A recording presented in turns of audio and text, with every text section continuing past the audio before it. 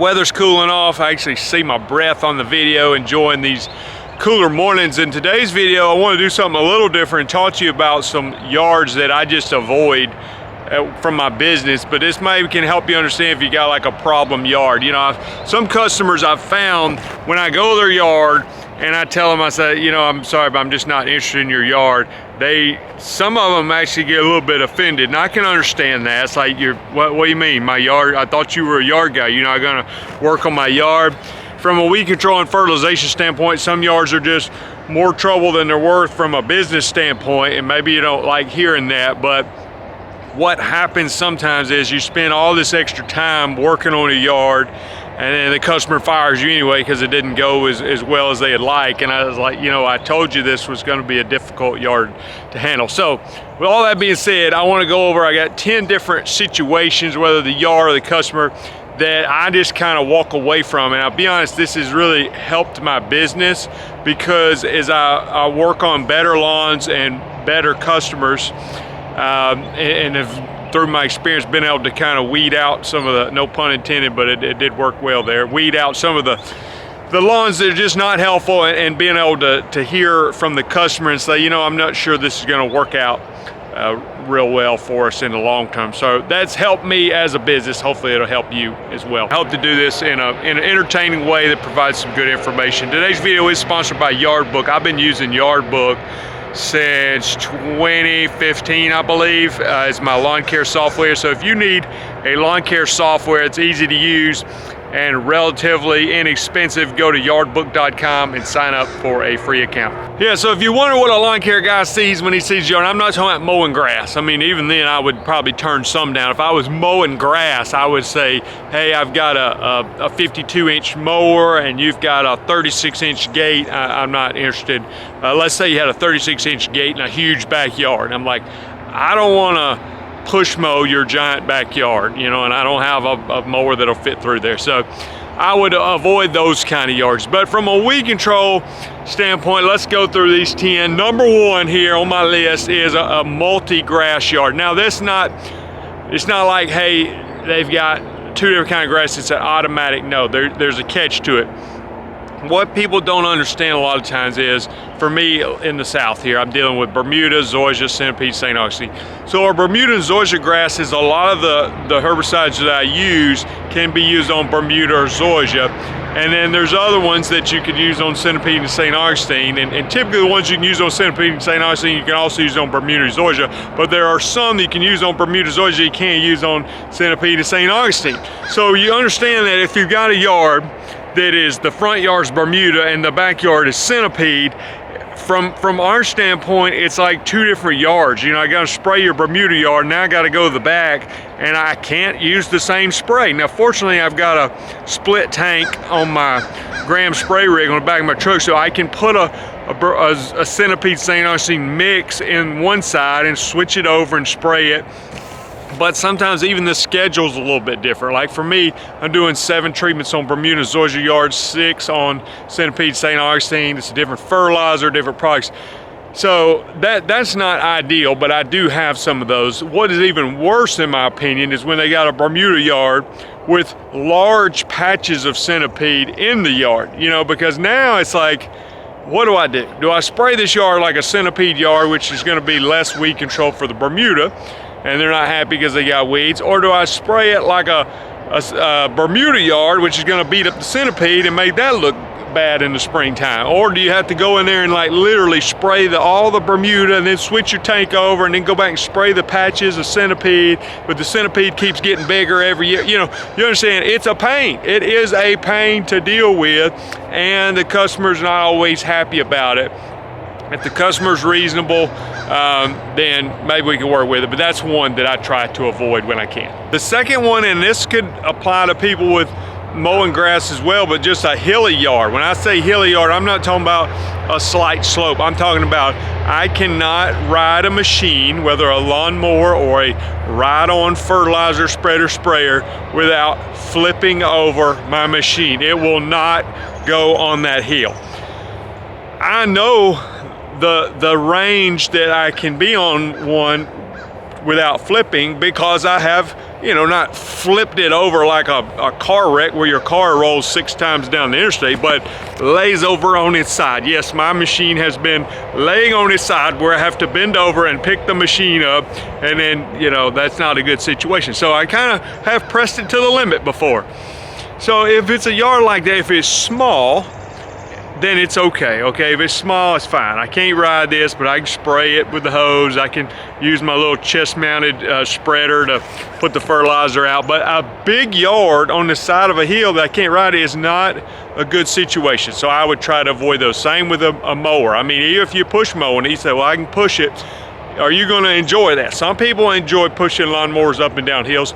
Most people do not. I would put myself in that most people category. The third one, and I want to tell a brief story with this to clarify, it's out of the service area. Now you say, Jason, what do you mean out of the service area? Of course, you know, if I get a call and they're an hour away, I'm not going an hour away. But sometimes it's a little more tricky than that. For instance, I think of this one situation where I had this one lady. It was my customer right in a great area where I had a lot of yards. She says, hey, I can get you my neighbor and the next neighbor. So I get all 3 of them, and it's going great. I'm like, wow, this is unbelievable. I got all 3 yards. Even gave them a slight price break because I had all of them.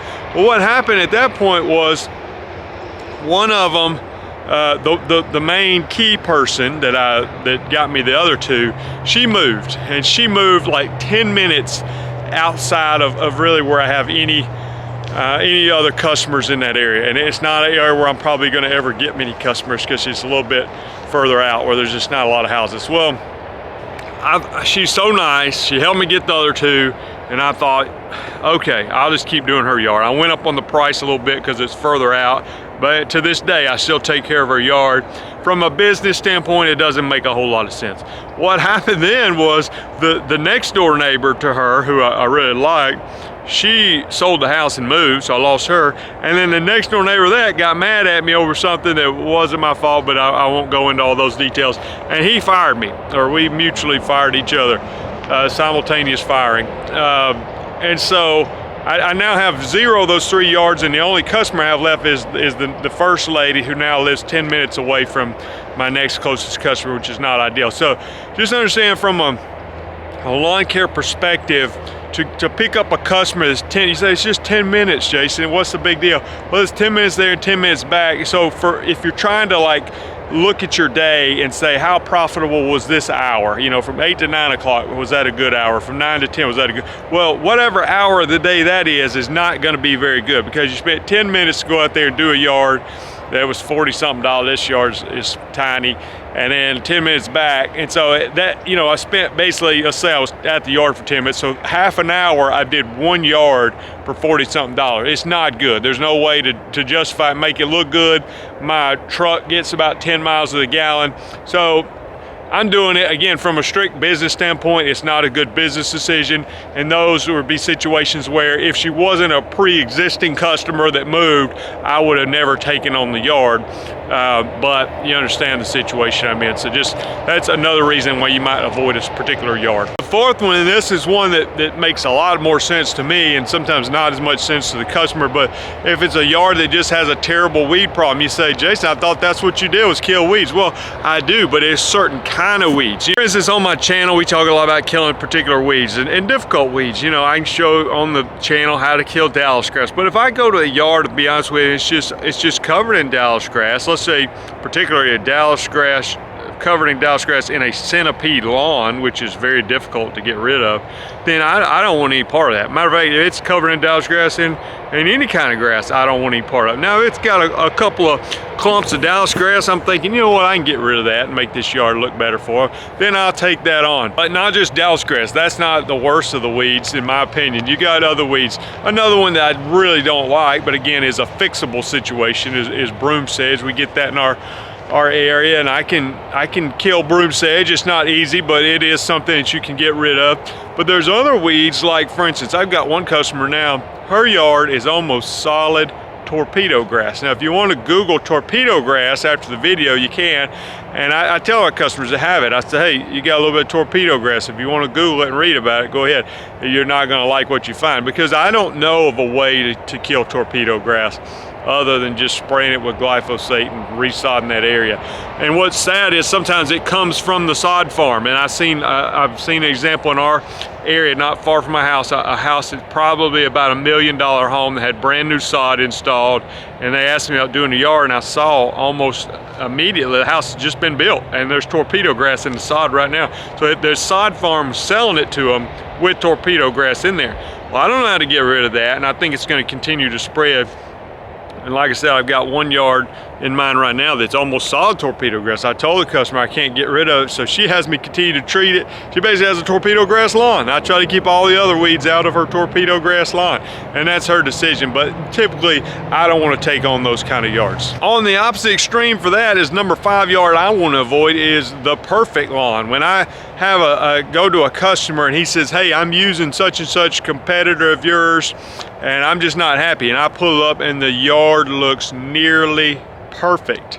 I'm thinking, this is not, I don't have a good feeling about this, especially if it's one of my competitors that I really have a lot of respect for and I know it does a great job. And I go and I was like, well, so I'll often ask the question, I say, you know, what exactly were you unhappy with the previous company that you were using? And they say, oh, you know, I don't know, it just doesn't look green enough, or I still had there was a clump of nutsedge that came up over here. You know, they just say something nitpicky, and I'm thinking, no, I don't want this. I don't want any part of this, because I think their yard looks really good. I'm careful not to promise a perfect lawn, and so if I can hint on that they are, you know, looking for perfection. In the story I've told before, I pulled up this one guy's house whose yard was immaculate. His neighbor actually came over and warned me when I got there. He kind of joked and said, like, his yard is always perfect. Well, I sprayed it one time. I think the second time I go back, he doesn't even get out of the garage. He pulled up in his car in the garage, and I'm out there on the curb. I said, hey, I'm here to spray your yard. He said, you ain't spraying my yard, I'm spraying my yard. He basically told me to go away.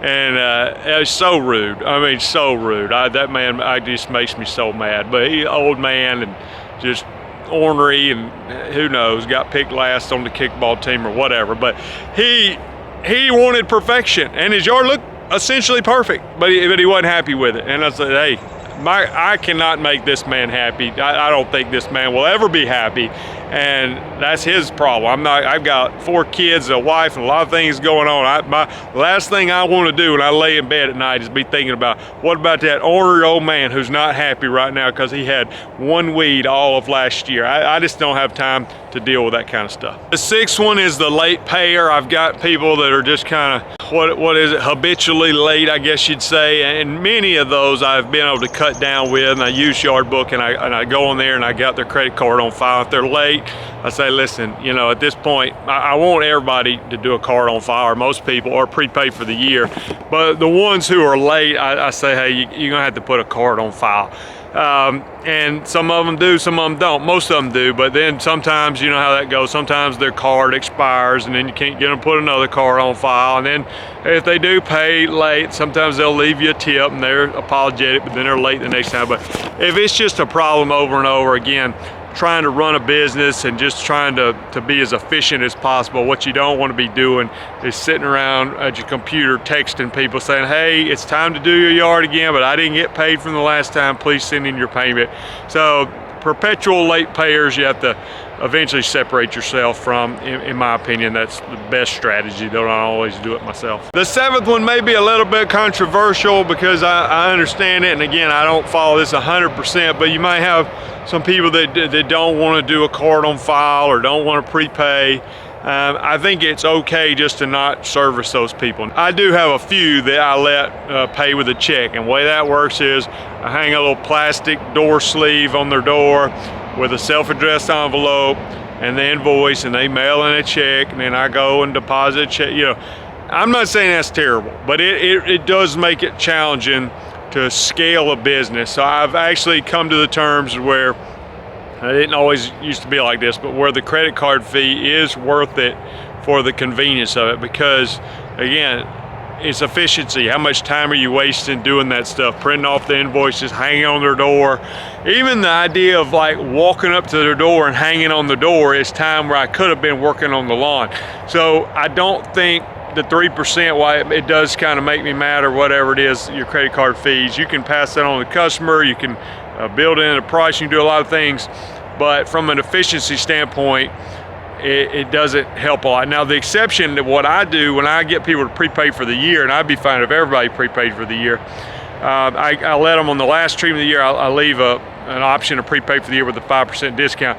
I typically ask them not to pay with a credit card on that because I think I've already given them 5% discount. If I got to pay 3% more, or roughly 3%, I'm down 8% at the beginning of the year before I even started. So on those situations, which for the whole year, I try to get them to write a check instead of paying with a credit card. Number 8, fortunately this doesn't happen to me a whole lot, but the callback person, yeah, I got one customer right now that's kind of borderline. It's almost like 3 strikes you're out. Sometimes they don't get 3, sometimes it's less, but like just callbacks, just like, hey, again, not that you, there's a balance here, providing good service, but like, listen, I can't come back every time you get a one weed in your yard. And so if it's like a callback, hey, I got a weed in my yard. Hey, I got a weed in my yard. Hey, I got a weed in my yard. It's like, yeah, I know you got a weed in your yard. You know what is frustrating is oftentimes, it's unreasonable expectations, but oftentimes too, the customer's they don't cut their grass very often. From a weed control standpoint, if you get a call in the springtime, not always, sometimes we can do a better job, okay? But sometimes you go show up at the yard and they got some weeds. I'm like, yeah, and you hadn't cut your grass in 3 weeks. You know, if you will regularly mow your grass, you see your neighbor there? I do his yard, and his yard looks great, and your yard looks terrible. I sprayed the exact same thing on these 2 yards. He mows his grass, you don't mow your grass. So there's a difference there. He's like, I need a little participation from the homeowner to help this thing work out. So if you get callbacks, complaints, eventually it's just not worth it. And I think some kind of customers just think it's some kind of game, like how much value can I get out of them? You know, hey, I got him to come back out for free. Hey, I got him to do this for free. Well, the way I look at it is like, I don't want to do that. I think this may sound arrogant, I don't know. Sometimes I think, you know what? I can replace you as a customer almost as fast as you can get another lawn care provider out here. And I just rather you go be some other company's problem because I don't want to deal with it. Number 9 is similar to what we talked about with the Perfect Lawn, a company that you can even tell when their conversation goes like this. Hey, I've used 3 different lawn companies in the last 3 years, and I'm just going to keep calling more of them until I get one that's right. And I say, well, who have you? And they tell me it's good competitors. You go out there, and I say, no, I don't want any part of this. Not because I don't think I'm going to do a good job, but I think, you know what? These people like switching for whatever reason. I don't want to have to deal with it. And number 10 is a competitor's lawn. You think, Jason, when are you going to do a competitor's lawn? I think some competitors will do this. They'll hire you to come do their lawn, or they'll maybe not hire you, but they'll at least ask for a quote. I felt like I got one the other day. I put a yard sign out because I did a yard. I see a lawn guy across the street putting out flyers on people's door, and then I get a call. I don't know for sure, but I think it was that guy. I think he's calling and said, hey, how much you charge for lawn care? And I'm thinking, I think you were the guy I just saw putting out door flyers. Anyway, long story short, if you feel like your competitor's trying to use you, obviously don't cooperate with that. Thanks for watching the video. Add a list in the comments. Let me hear from you. If you want to get a weed control and fertilization like me, go to lawncarelife.com. Find the Weed Control and Fertilization Academy as well as information on the Lawn Care Life Conference. See you in the next video.